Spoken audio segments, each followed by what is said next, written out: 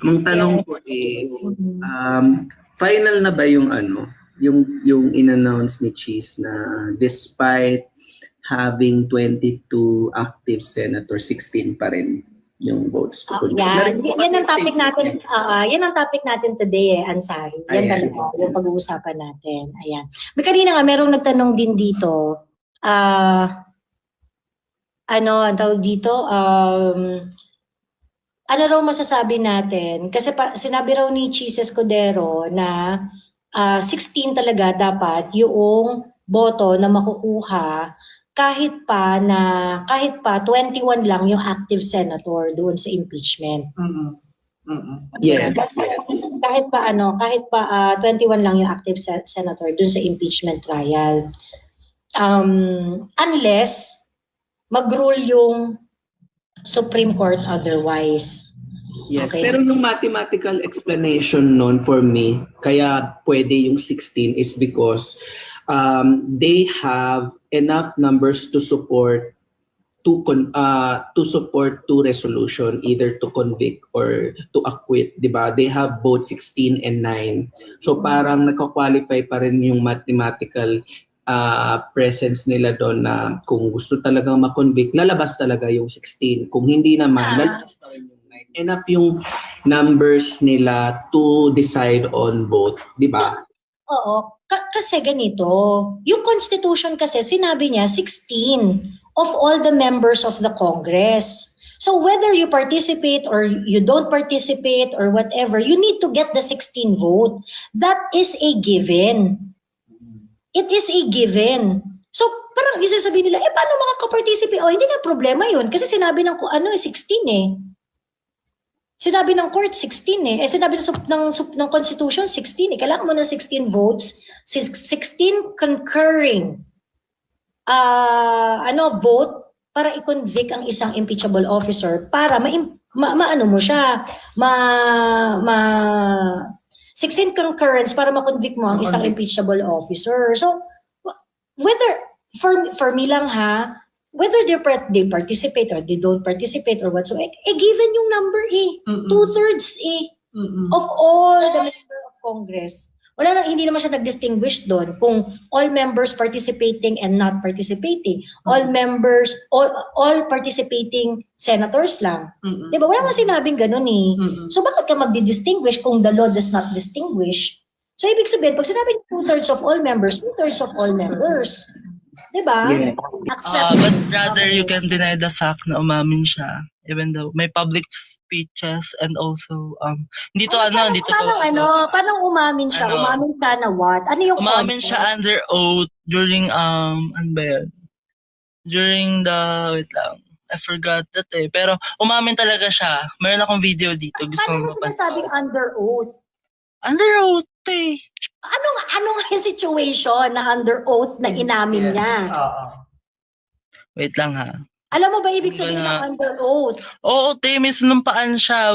Like, tinanong pa nga siya. Sa Ontiveros that time na meron, like, di ba? Hindi ka ba nanonood ng Hindi ka ba nanonood ako, man! Di ba? Kung nanonood ka, you should be aware to that. You identify the incident. Hindi ka nga aware, hindi mo nga masabi kung ano. Also, wait lang ha. Let me, Ayoko ng ganito kabobo kausap.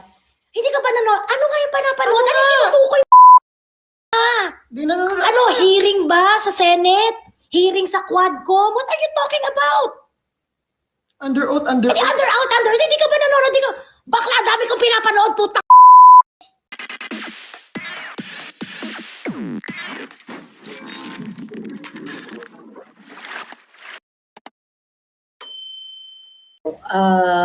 Gusto ko lang ba i-share sa lahat why Jazz is loved by a lot of people. Why Miss Jazz Egan is loved by a lot of Duterte supporters. She was a former protocol officer ni PRRD and makita niyo naman since nung bumaba si PRRD, hindi talaga siya tumigil sa pagsuporta kay PRRD, no? And continued organizing events for PRRD, continued to unite Duterte supporter for mass action. Ayan. And I remember to Joey nung sinabi ng kwento, di ba, nasabi ni Pierre RD na just huwag pabayaan yung mga matatanda, yung mga bata sa Davao City. Yes. Up until this very Up moment. until this very day. So, she continues to support yung children.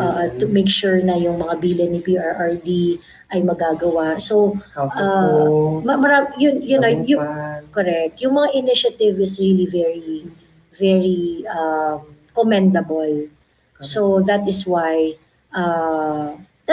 we love and respect her. yes. Ayan.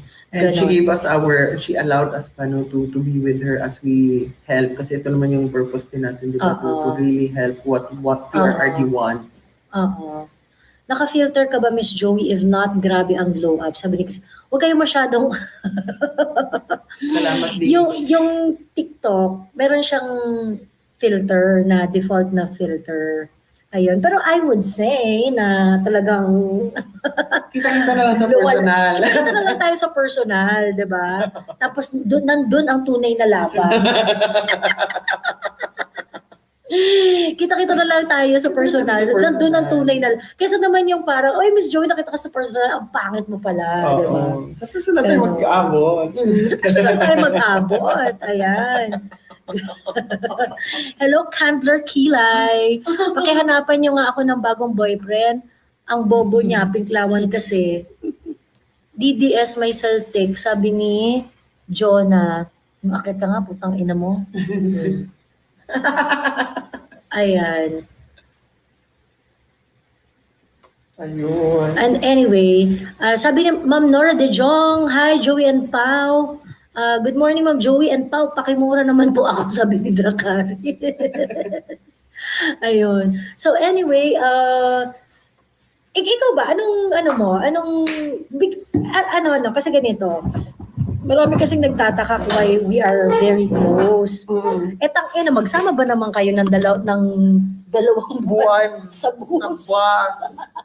Na lahat ng amoy namin, utok namin, lahat. Parang we are way past the awkward stage of friendship na. Yes. Yung Kahit nakabukaka kami dyan, walang pakialaman. Ganon. Yung mga tipong kaya namin pag-usapan yung Anything. yung ano ba ang mga pamamaraan para mapakinis ang singit. Iba na tayo, friend, no? Pag nagtitinginan lang kasi tayo, alam natin yung may ganun na connection na pag nagtitinginan tayo, tawanan na tayo agad. Nung nag-caravan kasi tayo, natutunan natin mag-give ng space at saka naintindihan natin yung quirks ng isa't isa. Isa't isa. No? So, I think yung Tay Kami Naman Global Signature Campaign to Free PRRD really tested us na gawin yung mga gusto namin gawin. Kung parang nagkaintindihan kami dun sa mga gusto namin sa buhay. Nagkaintindihan kami dun sa parang hirap at ginhawa. Oo, shoot na shoot pala yung advocacy namin, ganyan. Yung mga gusto naming mangyari, gusto naming gawin. Shoot na shoot pala siya, ganon. And at the same time,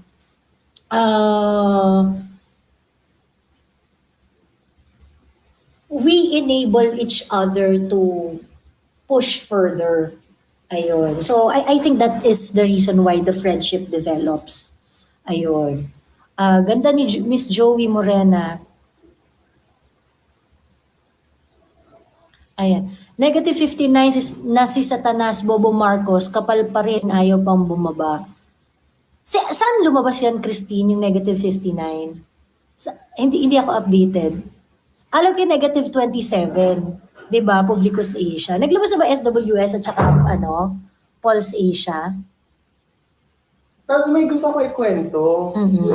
Sabi, ano po nangyari dun sa petition? Well, it was noted by the Supreme Court. The Supreme Court, despite the participation of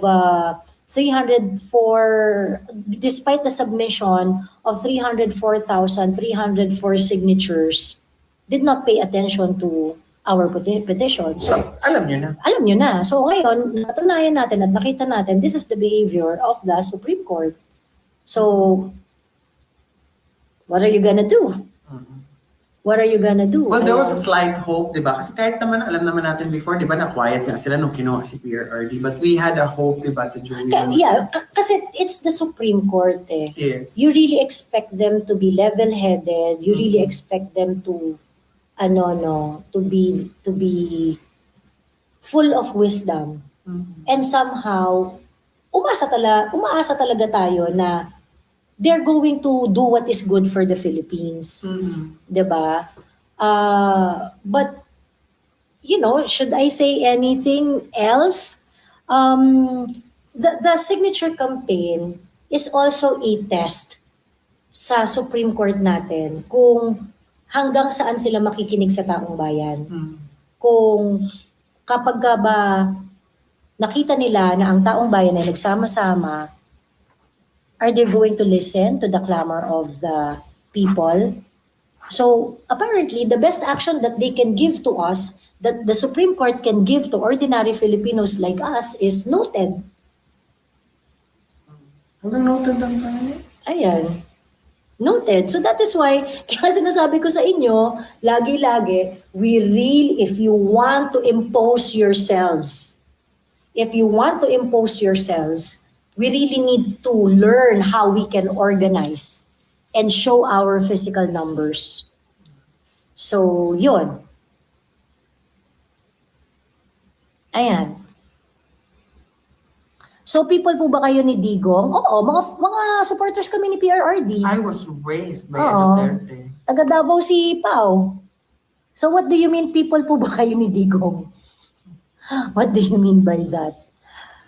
People, supporter kami? Yes, supporter kami ni PRRD. We support the politics that he represents. So, kanino people ka?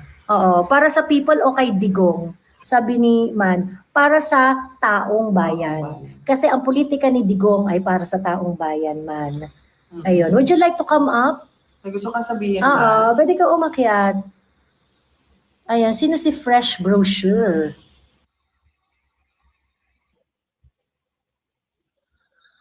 Ayan, may kumakalat din pong petition para Chacha. Ayan, hello, Fresh Brochure. Ay, sorry. Ayan, napindot lang ba? Napindot lang niya. Ayun. Ay, mga ganyan, no? Para sa people ba kayo o para kay Digong? Yung politics po ni PRRD na hindi nyo naiintindihan ay para sa taong bayan. So, kaya namin sinusuportahan si PRRD because the politics he stands for is actually the politics that centers on the welfare of the Filipino people. Yep. O kaya siya sinusuportahan. Para sa tao lang, para kay Digong lang. Ulol kayo, hindi mo naiintindihan yung politics ni Digong. Na para bang hindi kinakinabang. Oo. Na para bang hindi kayo nakinabang. Hindi Sino to si nakinabang. Vincel Yuknat? Okay, Vincel Yuknat and Ronald Cortez, kapit lang ha. Kapit lang dyan sa guest request. Tapusin lang natin yung chika natin tungkol kay Jazz. Ayan. Tapos, going back, naging hindi naman super close, but naging close na tayo start when nandun tayo sa Negros with Alvin. Doon tayo talagang super na-realize Ay, yun yung natin. start. Oh, Yun yun yung yung start. start. Na-click tayo. Oo. Friend, hindi tayo kumain nun, di ba? Pero Maghapon. walang nagreklamo. Lahat Oo. trabaho, lahat kami. Oo. We have to give for the people na apektado sa Negros. It di ba? was because of Typhoon, Yun lang. Typhoon Tinyo? Tinyo ba? Tinyo. Typhoon, basta T. Bagyong Tinyo. Tama. Tinong. Tinyo.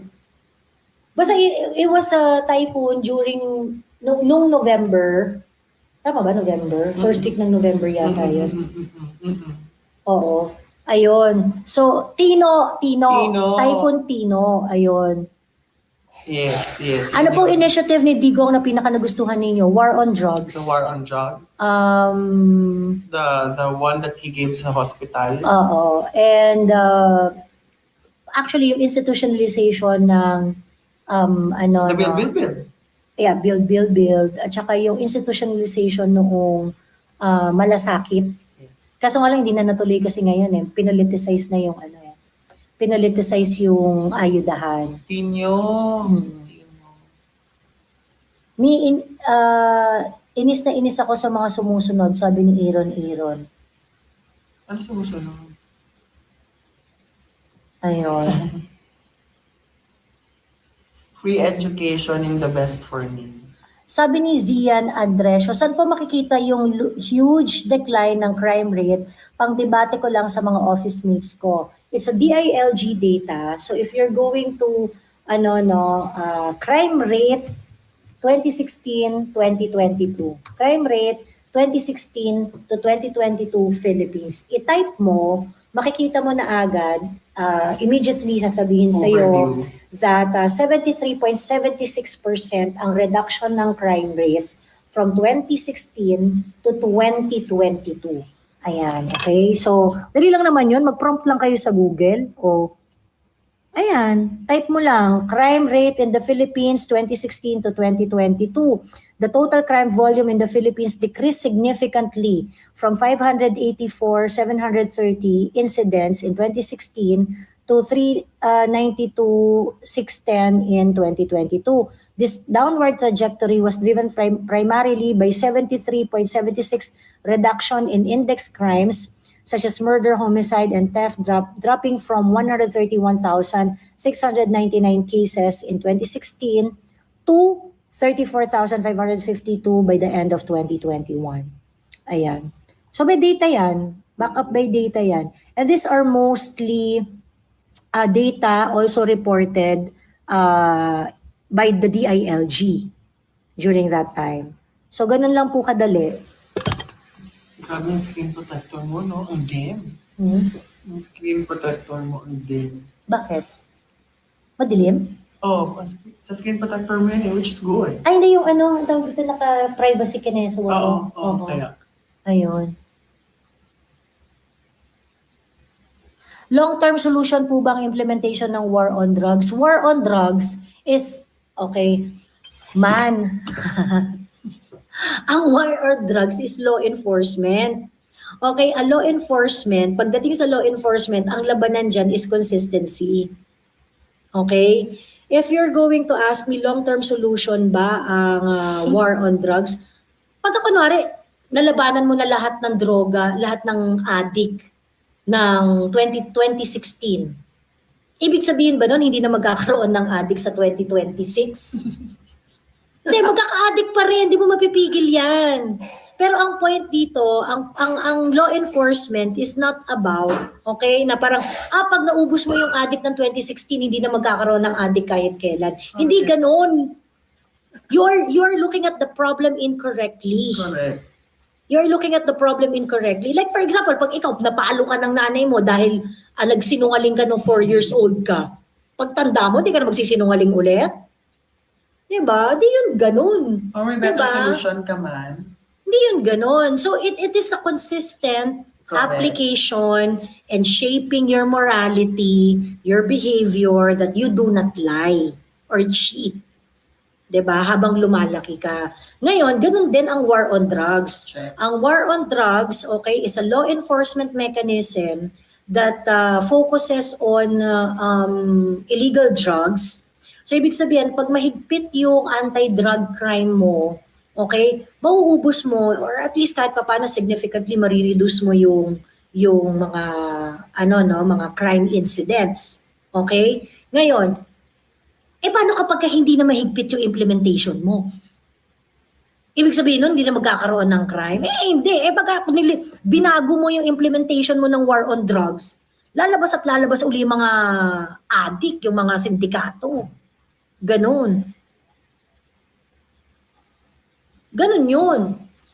So, your question is wrong. And, weird. Ayun. Okay? Anyway, so yun lang.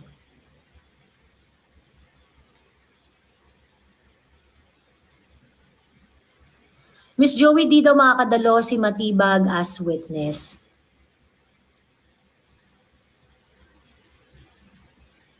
Miss Joey, bantay sarado kaya ni Win si Cheese, kaya di siya umaalis sa tabi nito para di nagkamali ang desisyon. Hello, just breathe vibe. Isa sa mga nagustuhan ko kay PRRD ay ang complaint hotline 888 under PACC agency dahil hindi budol. Tunay talagang may sasagot, hindi tulad ngayon, budol na walang sasagot sa 8888. Ayun.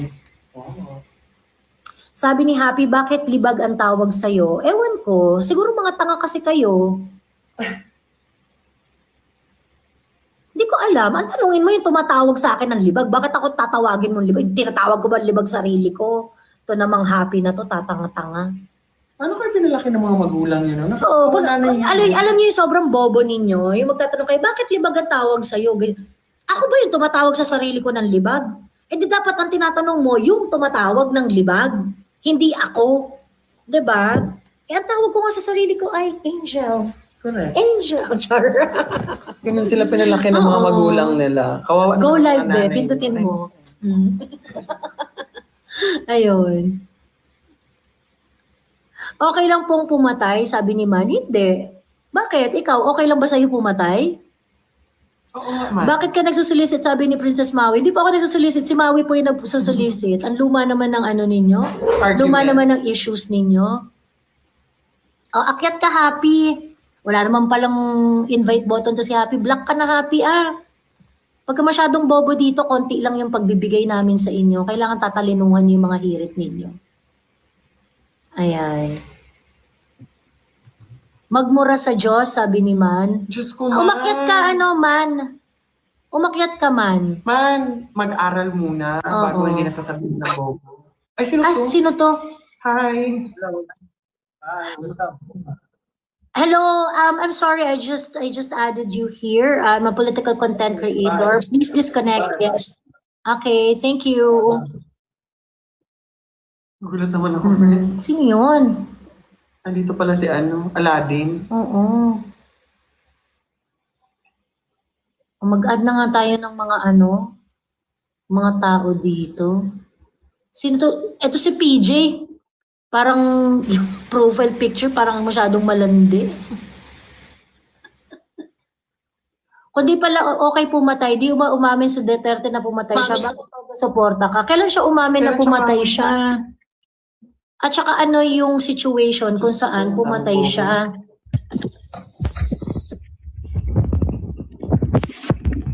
Hello? Hello, Vincel?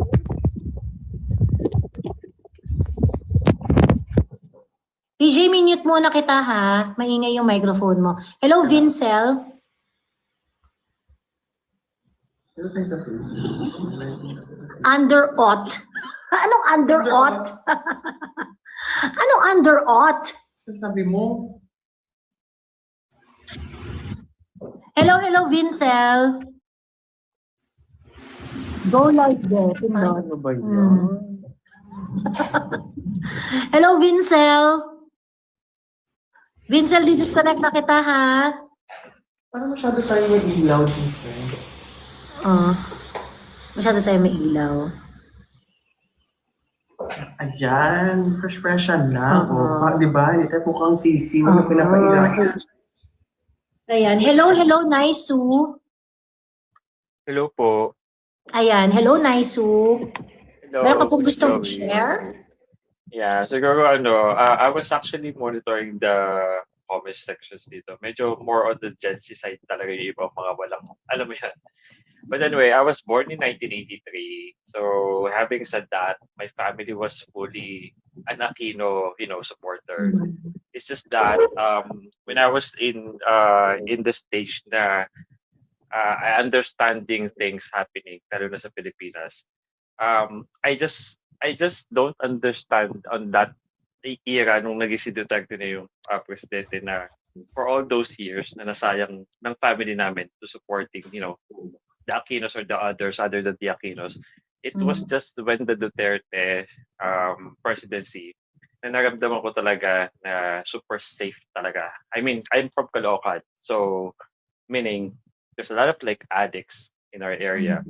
Specifically, takot ka talaga lumabas. I'm not that type of a person na lalabas or magko-commute na hindi LRT or MRT. Kasi gusto ko lahat sa tricycle o kahit pwede mong lakayin hanggang LRT.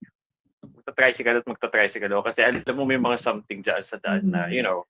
So Oo. those are not the Listen. eras na sobrang nakakatakot siya. But then again, when Duterte came into the office, nagkaroon ako ng guts ulit na maglakad, even pumunta sa 7-Eleven na 2 blocks away lang sa amin. So those are the differences na hindi naintindihan ng mga Gen Zs now, I think.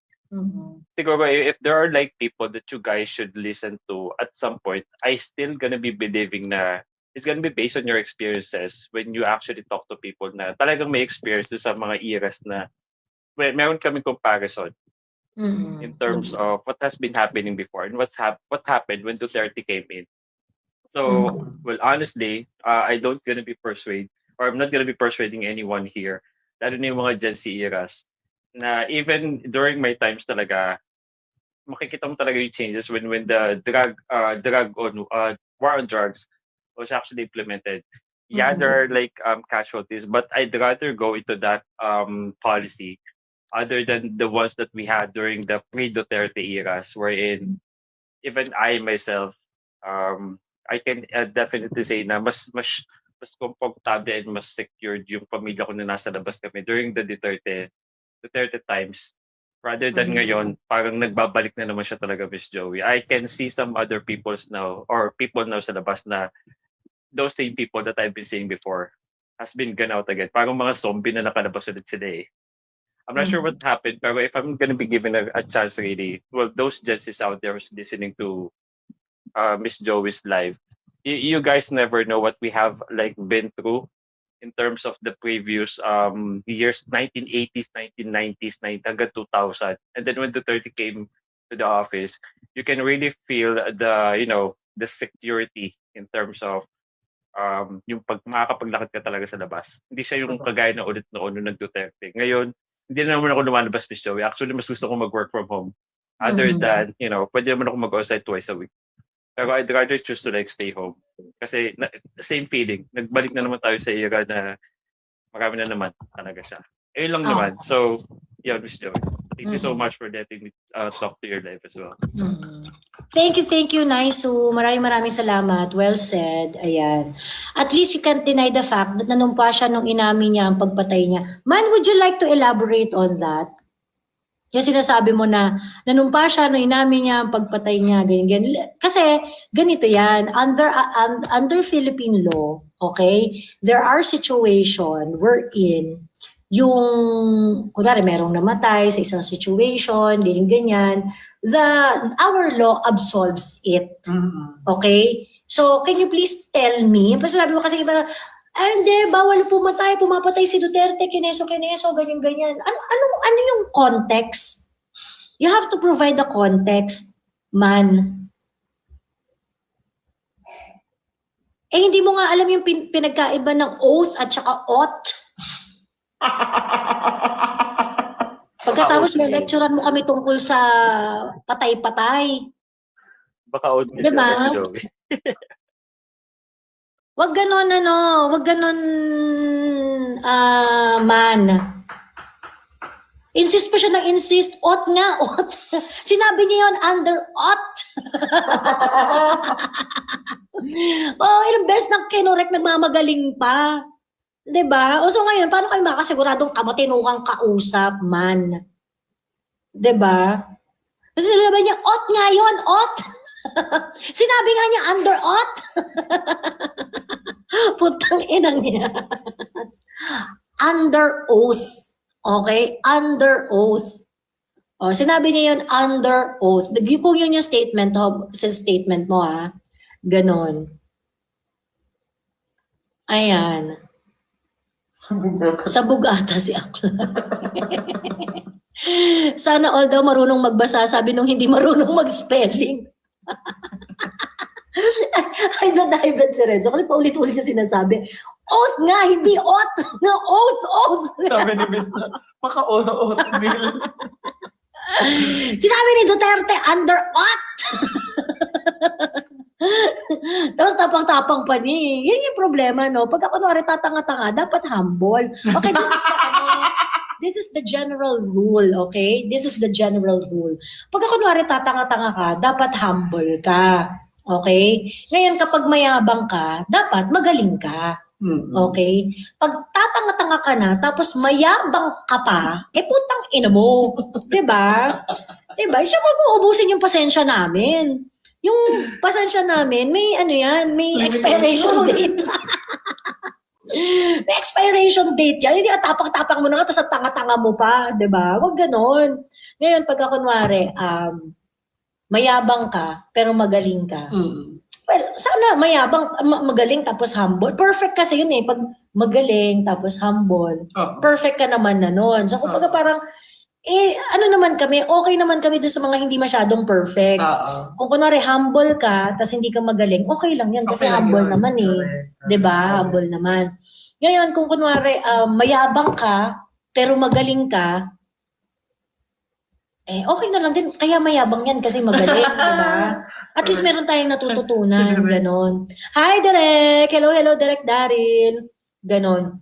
Pero, kapag kunwari, mayabang ka na, tanga ka pa, 'di ba? Huwag ganon. Mamatigas ka pa, ayun. Hello, Huwag ganon. Derek. Baha na daw Manila.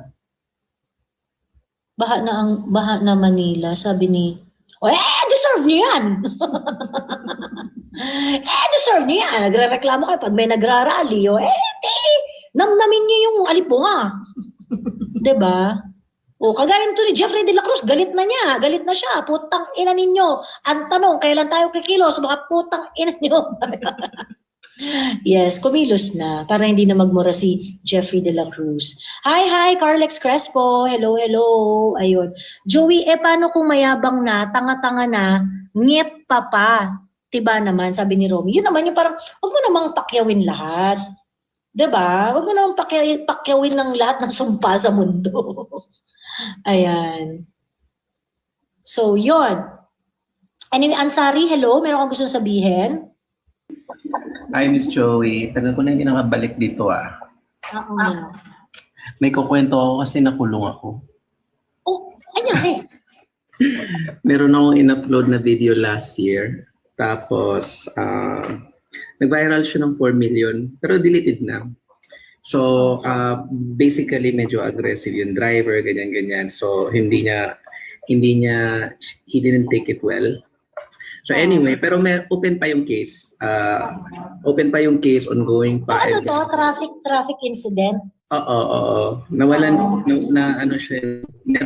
Basta yung resolution ng LTO favorable sa akin. Kaya lang nagfile siya ng libel. So naulong ako ng isang gabi. Alam mo kung anong na-found out ko sa kulungan? Kapag nakulong ka pala doon, ang una nilang tatanungin sa'yo kung ano yung kaso mo.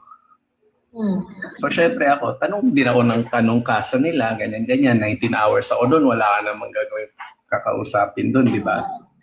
So, ang pinaka-common na narinig kong kaso nila is, 16 kasi kami doon, 16. So, lahat makakausap mo kasi board ka, di ba? Ang kaso is, ang mga kaso nila ay tinatawag na either 5, 11, or 511. Drugs. Section 5. So, parang... So, 16 sila Dangerous doon. Drugs Acts, oo. 16 sila doon. Binilang ko talaga, Miss Joey, 16 sila doon. Yung isa, violation against women. Yung isa, rape. Tapos, the rest, ako pala yung cyber libel. Tapos, the rest, 5 tsaka 511. Ganun kalala sa kulungan ngayon, halos lahat drugs pala yung talaga yung kaso. Yun lang na medyo syempre 19 hours ka doon, tapos tinkwento nila kung paano sila nahuli, ganito, ganyan. So, ayun, iba-ibang lugar ng Quezon City. So, ganun na pala talaga karampan yung drugs tsaka yung drug trafficking kasi halos lahat ganon yung situation sa kulungan. Yun lang Sabi ni 888 Ange dito, hello Joey and Paolo, nakita ko kayo kanina sa Zara 1 Bonifacio. Ayun. Okay, so buti hindi mo kami di-nudge. Hello? Nasa diptych store talaga kami. Nasa diptych store kami. Tapos sabi namin doon sa diptych store, ang babango, grabe. Grabe dito sa diptych, yung amoy ng pabango, yung parang sobrang unique, pero hindi overwhelming. Yung amoy madam, amoy mayaman, Yung friend. kalmado. Yung kalmadong Nagpapakilala. Oo, yung parang, ay, simple lang, hindi mo kayang pangalanan ang pabango mo. Oo, ganon. Ganyan, yung parang, ay, hindi to ano, ganyan. Yung hindi mo maamoy basta-basta lang kasantaan. Oo, hindi mo maamoy kung saan-saan. Ayun, pagkatas nung tinanong namin yung presyo, magkano po to? Ganyan. 15,000. 15,000. Ay, doon tayo sa Sara.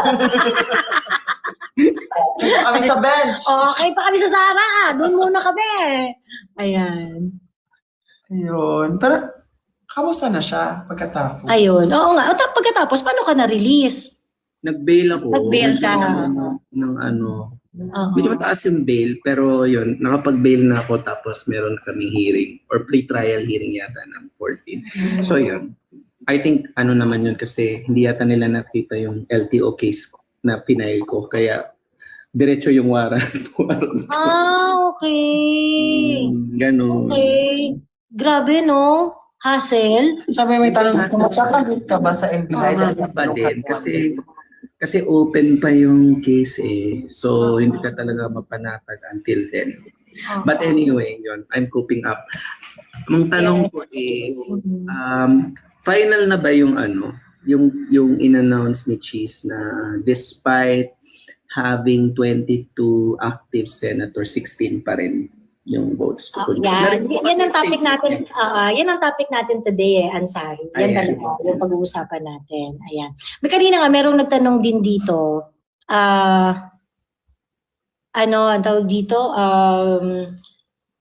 Ano raw masasabi natin? Kasi sinabi raw ni Cheese Escudero na 16 talaga dapat yung boto na makukuha kahit pa 21 lang yung active senator doon sa impeachment.